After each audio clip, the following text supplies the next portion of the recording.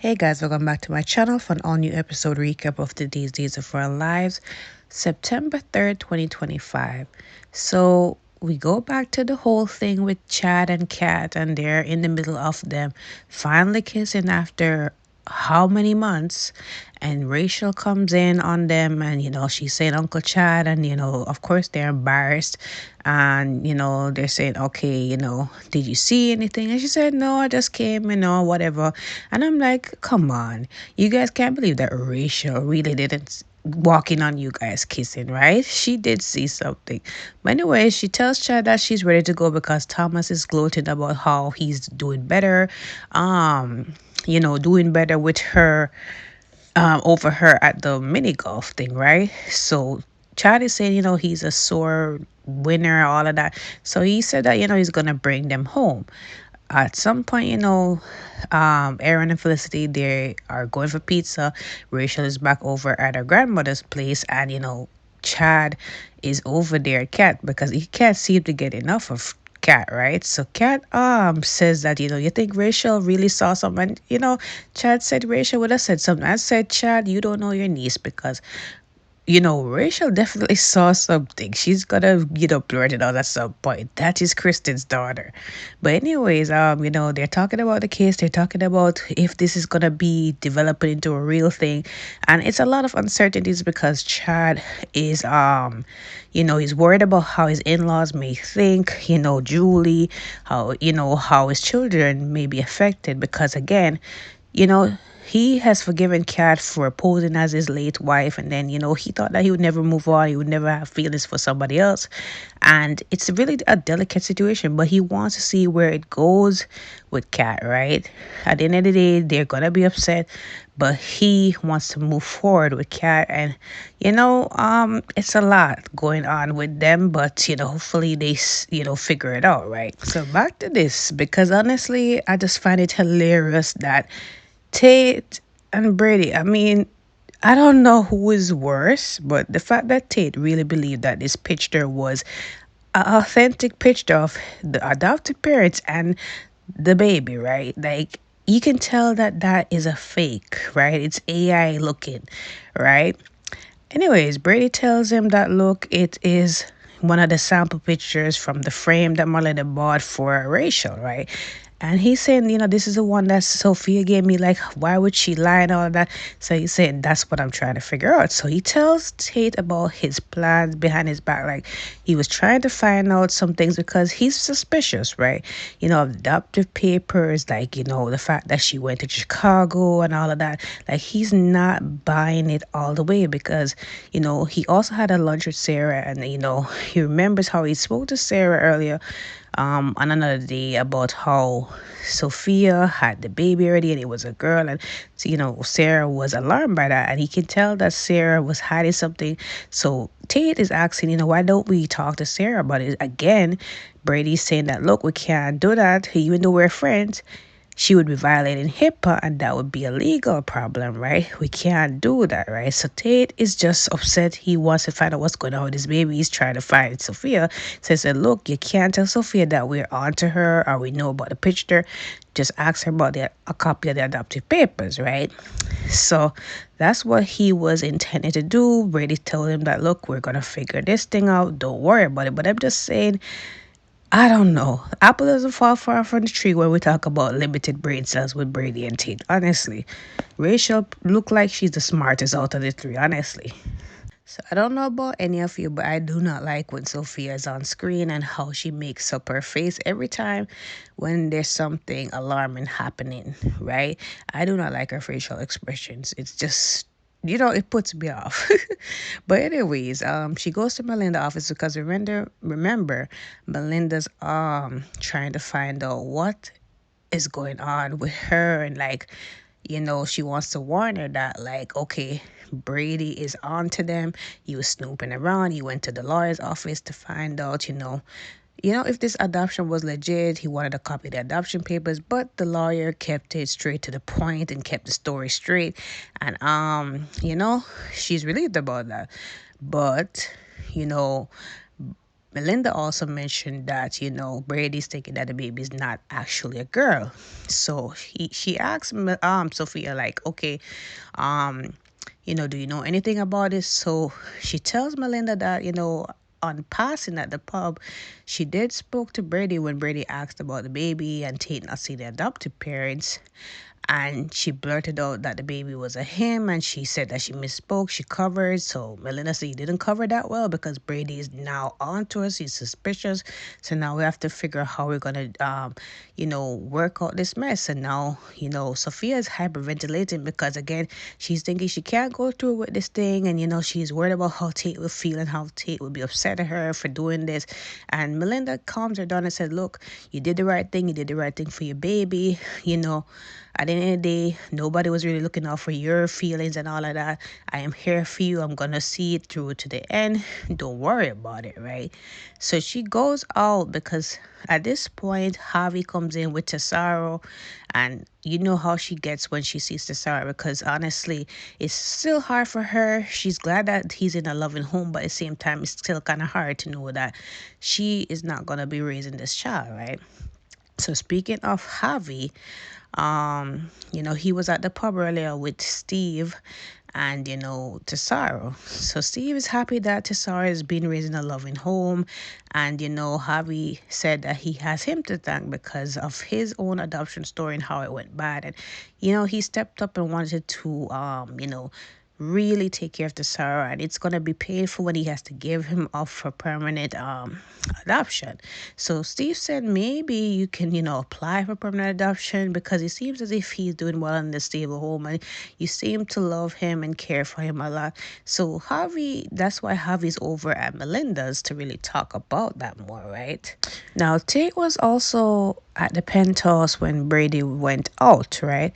So he heard the screams from Marlena's room because remember, Marlena's having these, dreams, these nightmares of her being queen of the night, flashbacks of that. So he comes in and he's like, is everything okay? So apparently she also said that she saw the snake in her bed, Rachel's pet snake. And, he put the snake back and he apologized because he thought that he locked the lid on the cage properly. And he said that it won't happen again. And he's sorry that, she has to tolerate this snake and everything. And, hopefully they can find a better home. So he asked her if there's anything else going on. So she said she had some, nightmares. Can't really remember exactly what happened. And, maybe it's a good thing, right? Um, can't remember if they had a further conversation, but yeah, that was really the gist of it. Now, while that is going on, Brady did go back to Steve and he showed him the picture that, Sophia gave to Tate. So obviously, Steve can tell that this is a fake picture. He did do, I guess, a reverse image search. And, he found out that Sophia just took it off of Google, one of them stock websites on Google. So, now it raised a lot of suspicions. He also tells Brady that he spoke to Kayla about it. While Kayla cannot give out Sophia's medical information because she was seeing her as a patient in her early phase of pregnancy, she did hint that there is a need for him to do further investigation, and that's what they need to do. So Brady also said that he spoke to the lawyer. Of course, the lawyer was giving him the runaround, and she didn't really tell him nothing concrete that he can use, right? He also tells Steve about the PO box address and that, even though it was sent to him, it didn't really give Tate a peace of mind, and he's affected by it. He wants to see his child. He also tells Steve about the whole thing about the child being possibly a boy, and based on how Sarah was acting and all of that, right? So Steve also mentioned that, are you sure that Sophia gave birth in Chicago instead of Salem? So he said that, the date that the foster baby was brought in at the firehouse was the day before 4th of July. He was there at the hospital when Harvey brought the baby in to be checked, right? So they're thinking maybe that same baby, Sophia's baby, but then Brady and his dumb self is gonna say that he saw Sophia on that day and she still was, pregnant and all that. She could have been actually had the baby, and it could have been a postpartum belly, Brady. Like, come on now. But anyways, now they're at, a dead end with that, and hopefully they can find out some more and it can be, relooked into. But I'm just saying, there needs to be an evaluation into Brady's brain and Tate's brain, because honestly, it's just mind boggling to me that, this could have been dealt with a lot earlier in terms of like investigating. As a parent, he should have stepped in a long time, right? I think Teresa would have done this a lot better, honestly. So back to Marlena, and Rachel is back home, and she apologizes for the snake being out and everything. So, anyways, Marlena asks her how did it go. She said that she went to a mini golf course with Tate, and she was talking about how Thomas was bragging about him winning over her and all of that. But she did tell Marlena about how she you know happened to walk into Chad and a blonde lady kissing, right? So, of course, Marlena is like, it's none of our business what Chad does with his personal life, right? So she said, yes, I won't tell anybody. I'll keep it to myself. And I said, yeah, right, Rachel, you're not going to do that. At some point, I just think maybe she might just see Julie at the bookstore or something like that and blurt out that whole thing to create more drama. I don't know. If that happens, you guys owe me big time. That is what I am suspecting, right? But anyways, that was really it.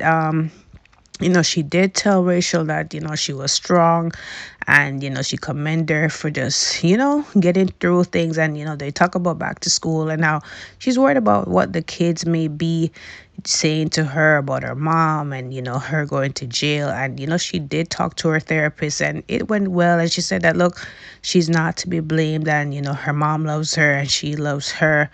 And, it will all get better in the end, right? So back to Javi and Melinda. So Javi is there. He looked up for adoption attorneys. Melinda was the closest one.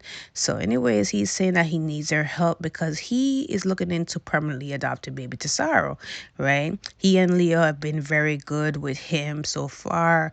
Even though Rafe is the legal custodian, there he wants to look into actually being the legal foster parent, permanent foster parent for Tesaro, and raise him here. So of course Melinda is trying to dissuade him from that because she doesn't want the baby to really be adopted in Salem. She wants him far away from Sophia for Sophia's sake.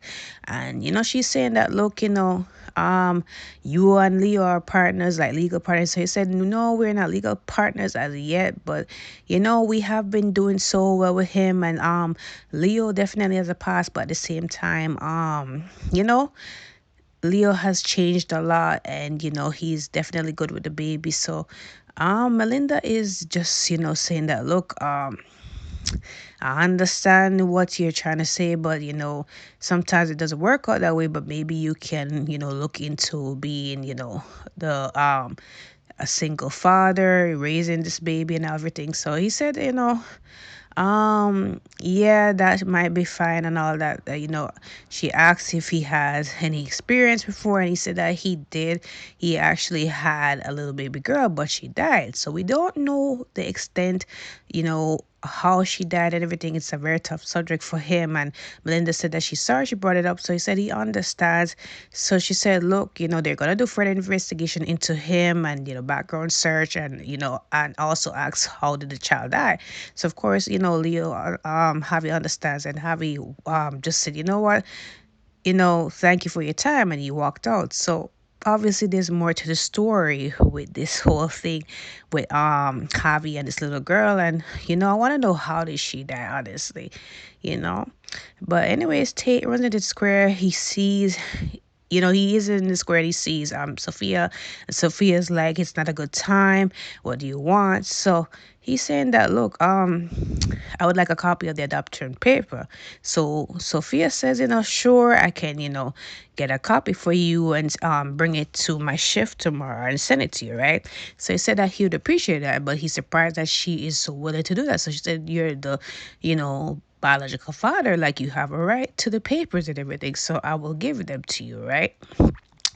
Again, I don't like how this is going. They say she's the next Jan Spears, and I could not stand that Jan Spears. Honestly, I'm so tired of this storyline. But yeah, that is really it for today's episode, guys. Don't forget to like, follow, subscribe to my channel. I will see you guys tomorrow.